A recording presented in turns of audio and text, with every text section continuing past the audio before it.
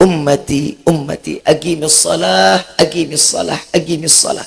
Ternyata ini penting, nutupin aib, nutupin dosa, ngelebur setiap dosa, ngangkat derajat setiap hamba di mata Allah karena salatnya. Sampai Nabi SAW mengatakan, barang siapa yang ingin melihat seseorang masa hidupnya, lihat matinya. Kalau matinya di ahli ibadah, maka matinya pasti husnul khatimah. Orang yang matinya dalam keadaan maksiat,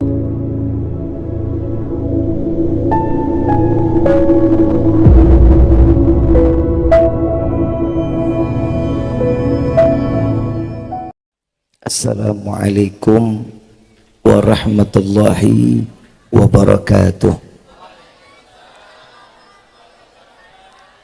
Yang sama kita muliakan dan kita hormati para alim ulama, para kiai, para sesepuh, para tokoh masyarakat yang selalu kita harapkan doa serta keberkahannya. InsyaAllah mudah-mudahan Allah panjangkan umur, sehat walafiat, diberkahkan kehidupannya fi dini wa dunya wal akhirah. Dan insyaallah mudah-mudahan kehadiran beliau-beliau di tempat ini penyebab turunnya rahmah, taufik dan hidayah dari Allah. Amin ya rabbal alamin. Ayyuhal hadirun jamaah rahimakumullah. Tidak pantas rasanya manusia yang kekurangan ilmu seperti Al-Faqir ini duduk di antara guru-guru menyampaikan nasihat atau untaian ilmu. Pepatah Arab mengatakan, jika ada air maka tidak perlu lagi dengan debu. Kalau cukup dengan wudhunya, kita cukup ada airnya, maka dengan air. Jika airnya nggak ada, debu. Al-Faqir di sini cuma sekedar cadangan.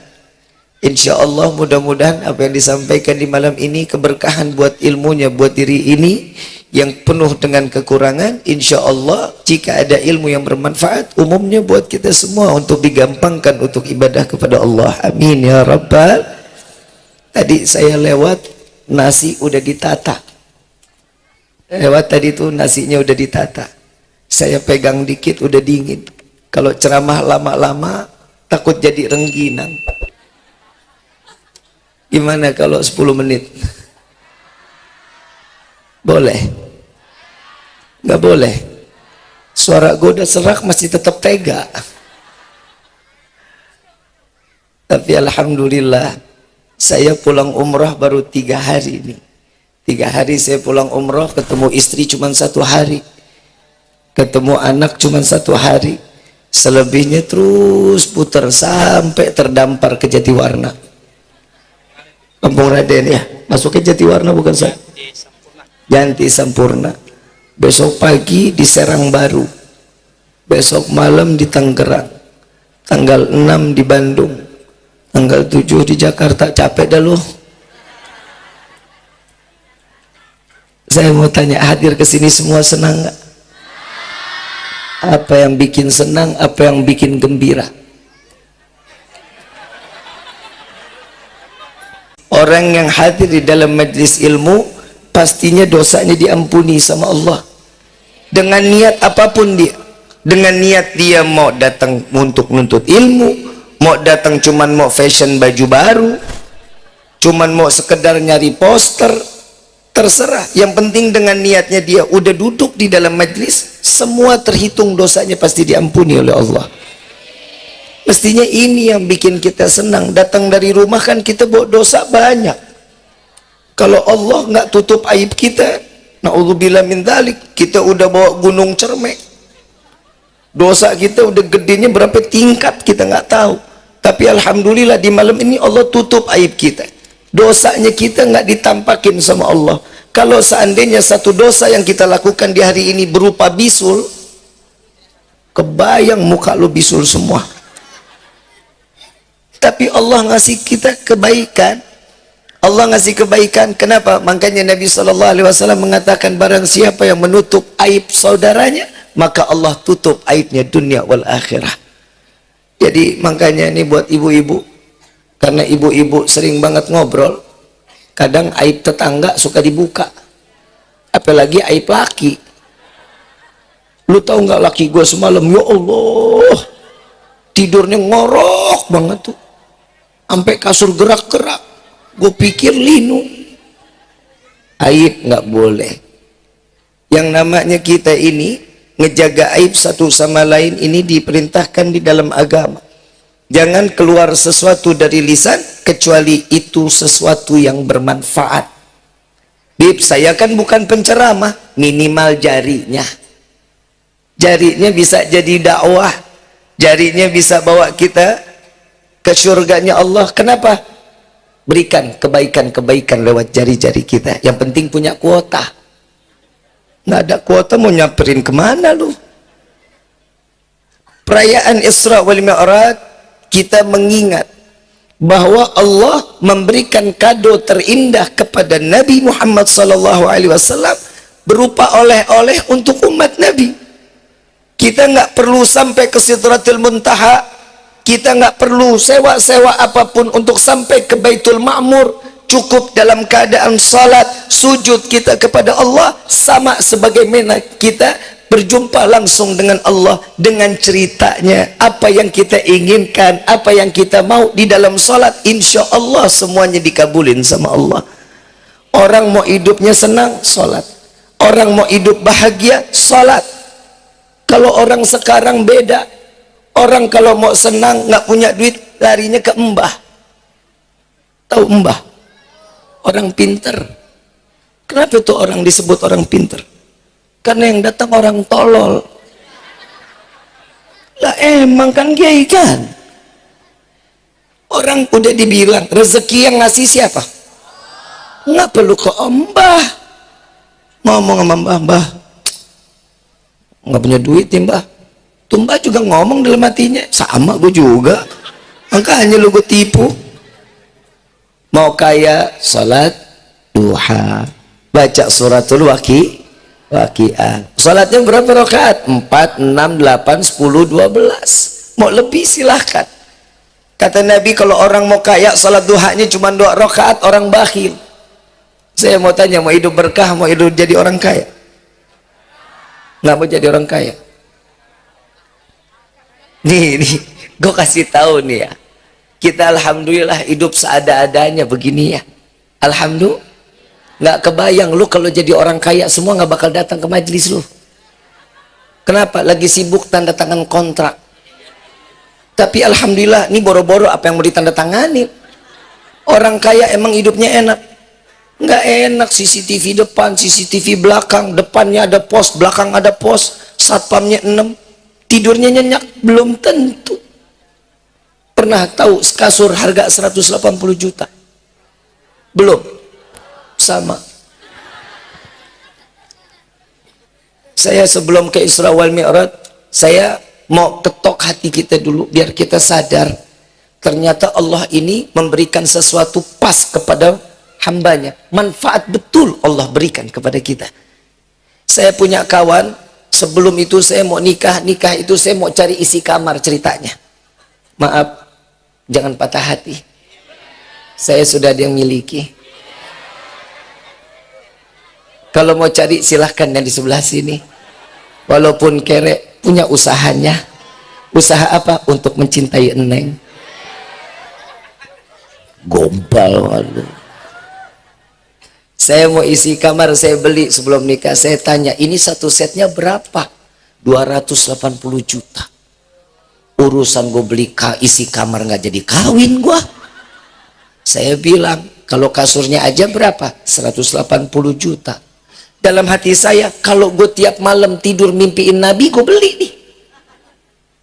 Usaha kita buat Nabi, usaha.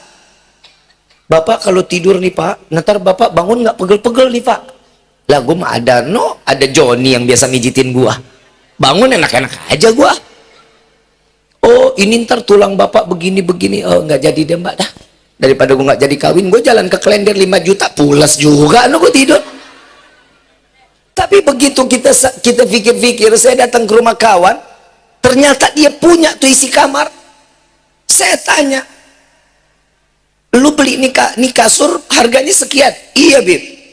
Enak tidurnya, enak Bib, bangun segar. Tidur lu sehari berapa? 4 jam.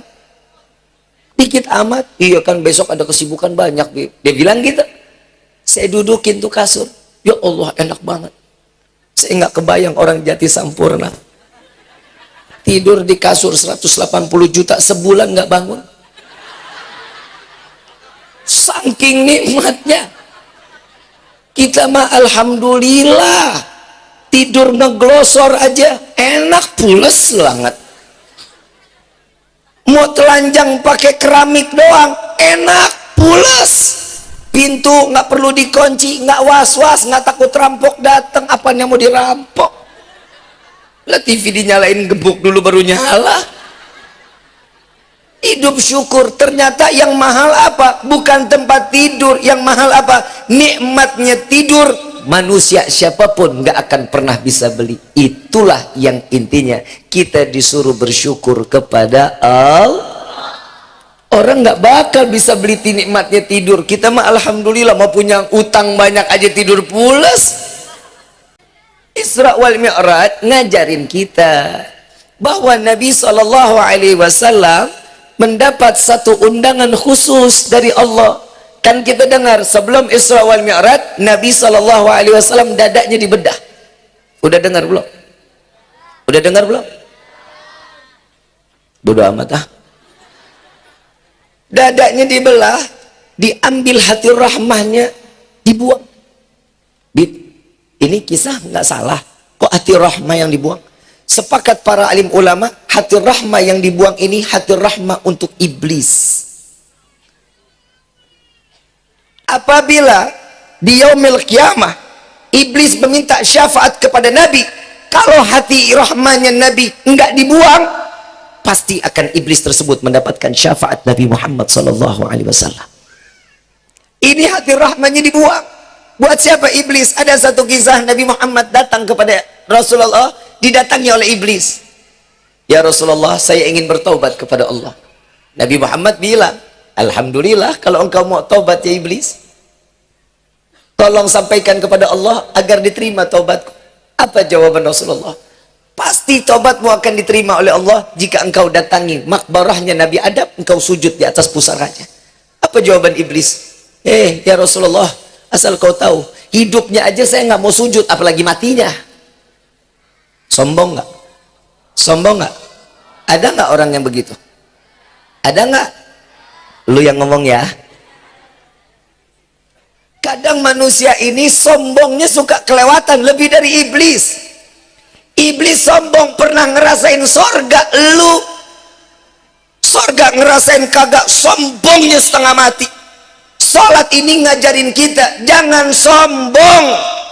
Ada ruku, ruku itu menundukkan diri kita, hormat kepada orang yang lebih tua, yang tua hormat kepada yang muda, saling menghargai satu sama lainnya. Lu mau punya pangkat, lu mau nembak orang bintang 2, siapapun dia, saatnya sujud, sujud, gak ada yang dongak. Semuanya, gak ada yang angkat kepala. Mau presiden sekalipun, saatnya sujud, sujud kepada Allah. Kenapa? Karena tidak ada yang lebih mulia dan tidak ada yang lebih agung kecuali Allah. Bib, saya mah orang kaya, Bib. Saya direktur perusahaan. Saya kalau sholat gak pakai sujud. Kagak sah sholat lu. Betul? Betul? Kenapa harus adanya sujud? Sadar. Ini namanya apa nih? Otak, kepala. Apa isinya? Ini apa nih? Kepala. Ini yang dikatakan al-mukarram, yang mulia, kepala. Kalau ada kawan pukul kepala kita, marah apa enggak? Marahlah. Kenapa? Orang ini kepala difitrahin, Habib. Coba lihat lagi dalam keadaan sujud, kemana kepala larinya? Sejajar sama telapak kaki.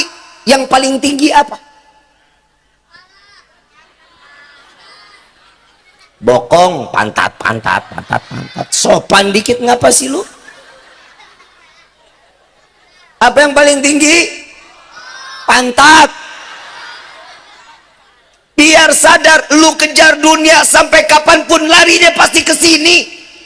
Mau kemana pun larinya pasti ke jamban. Lu mau makan spaghetti, lu mau makan burger, lu mau makan apa, tetap larinya ke WC. Betul? Betul?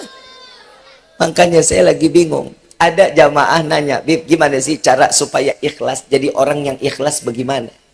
Kalau lu buang kotoran nggak lu tengok, itu udah ikhlas berarti namanya. Tuh yang ketawanya kenceng tuh dia tuh. Tiap lagi ngeden nengok. Lu ngapa? Emang itu udah jatahnya keluar, geblek. Lu sayang mau ngebuang? Ya 200.000. Saya lagi bingung, manusia kok begitu ya? Kadang dia suka ngelepasin sesuatu, itu kan kotoran. Kenapa? Ngelepasnya sayang. Sampai begitu habis ngeden diliatin.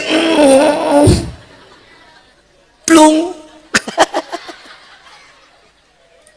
Ibu bapak yang dirahmati oleh Allah, kita mau kayak apapun, lari kita pasti ke dalam tanah. Mau apapun kehidupan kita, mau kayak gimana pun kehidupan kita, pasti lari kita ke tanah. Emang orang yang kaya rumah-rumahnya dikubur? 2x1. Kainnya kain kafan, nggak ada yang pakai polkadot, batik, nggak ada. Semuanya sama, putih bersih, masuk ke dalam yang lahat, ciumnya tanah. Saya mau tanya, ibu cinta sama bapak? So tahu lu? Malu tahu bapak lu cinta sama mak lu? Anak siapa nih? Arti banget cinta lu. Tampol lu. Saya lagi bingung, anak SD sekarang sama anak SMP. Betul Kiai? Tahu yang salah guru sekolahnya apa orang tuanya? SD cecetan. Ayah lagi apa? Ya. Panggilannya ayah bunda. Papi mami. Begitu putus jadi janda. Ngadi-ngadi anak sekarang mah. Lu cinta nggak sama bapak? Kenapa lu diam? Jangan terpesona ngelihat saya, jangan. Saya tanya sekali lagi, ibu cinta sama bapak enggak? Enggak. Cinta. Bapak cinta sama ibu? Hah? Remang-remang Bib. Saya mau tanya, bapak mau nggak masuk surga sama keluarga, sama istri, sama anak? Saya sama anak mau Bib, sama istri saya nggak mau. Dunia aja nyusahin, gimana akhirat? Emang elu kerjaannya begitu. Yang namanya perempuan kalau nggak nyusahin pak, bukan perempuan namanya. Nabi Adam terusir dari sorga gara-gara siapa? Itu dia. Makanya kita sampai keler-leran nih ke sini. Coba kalau kagak karena perempuan, sorga kita. Betul nggak? Lu biang keladinya. Saya tetap ceramah dimanapun, saya tetap membela haknya seorang laki-laki, Pak.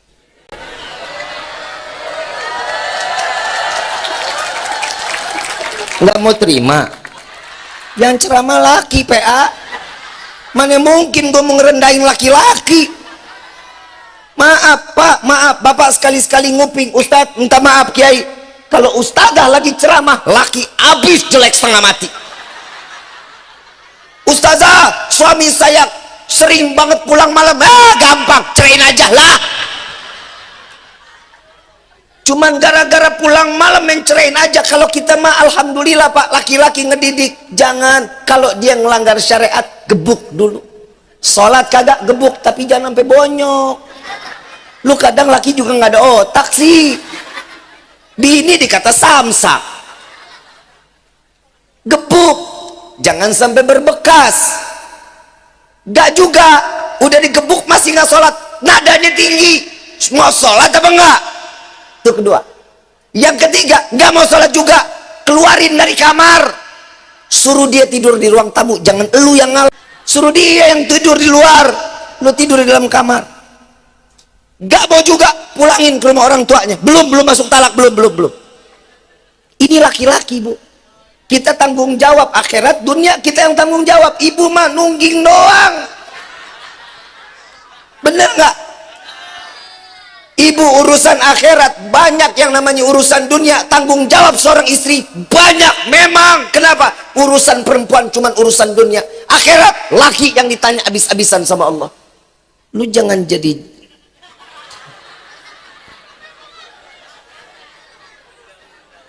gue belain Pak, lu tenang aja. Betul-betul Bu, saya ngomong ini alal haq.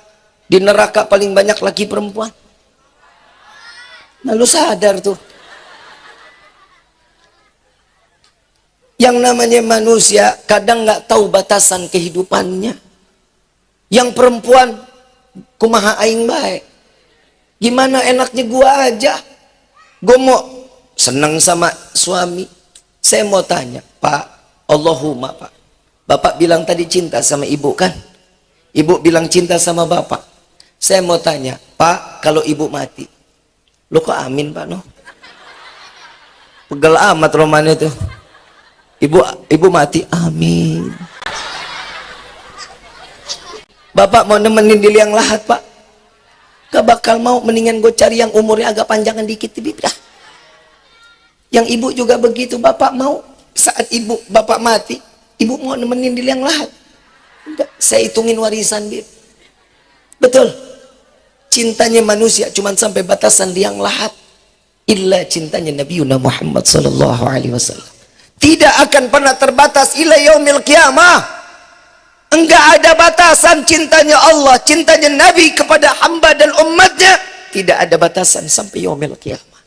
Jujur Pak, saya kemarin di depan makbarah Nabi sallallahu alaihi wasallam malu saya. Saya malu diri saya sendiri. Nabi berasa itu ada di hadapan kita. Tapi la ilaha illallah, tingkah kita tuh jauh dari ajaran Nabi.